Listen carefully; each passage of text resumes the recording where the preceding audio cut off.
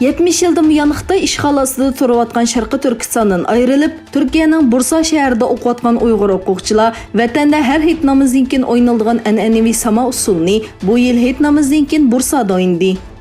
Ulug' jamiyada hit namozni o'qigandan keyin Ulug'daq universitetining Uyg'ur o'quvchilari jami oldida 400 yillik an'ana bo'lgan samo selib, bursaliklarning qizg'in olqishiga erishdi. İşğalçı Xitayning Sharqiy Turkistondagi jazo lagerlarini dunyoga pash qilgan kishilardan biri bo'lgan Sayrugul Savutbay Qozog'istondan ayrilishga majbur bo'ldi. Sayrugulning advokati Ayman Sayrugul va oila a'zolarining 3-iyun Qozog'istonning Shvetsiyaga ketganligini bildirdi. Sayrugul o'tgan yili aprelda Sharqiy Turkistondan Qozog'istonga qochib chiqqan bo'lib, Xitoyning yig'ilish lagerlarining apta 5-sini ichib tashlagan. O'tgan yili avgustda Qozog'istondagi bir sud mahkamasi uning Xitoyga qaytarilmaydiganligini, lekin Qozog'iston fuqaroligimi berilmaydiganligini e'lon qilgan edi. Bu sababdan Sayrugulning Shvetsiyaga ketishga majbur bo'lganligi ma'lum.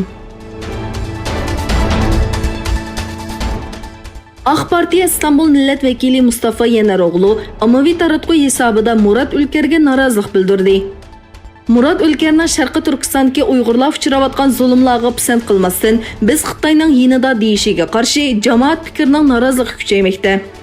Yeneroğlu Xitoyda Uyg'ur va boshqa musulmonlarning turli zulmlarga uchrayotganligini ta'kidlab, Xitoydagi tilga ilingan musulmonlar doim radikallik bilan bir tayoqda haydalmoqda va kollektiv shaklda yo'qotish siyosatiga bahona ko'rsatilmoqda dedi.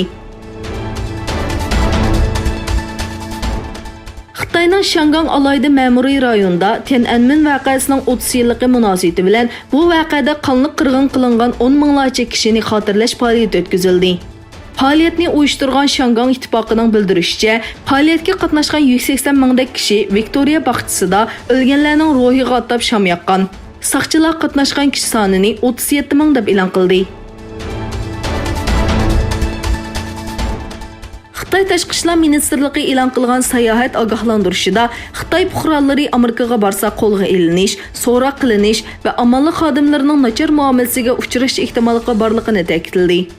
Ogohlantirishning yil oxirigacha kuchga ega bo'lganligi ma'lum. Afg'onistonning shimolidagi Bag'lan o'lkasining Nahrayn noyisida hit namozdan keyin masjid darvozasi oldida yuz berilgan bomba hujumida 2 kishi hayotidan ayrildi. Hujumni biror tashkilot ustiga olmadi.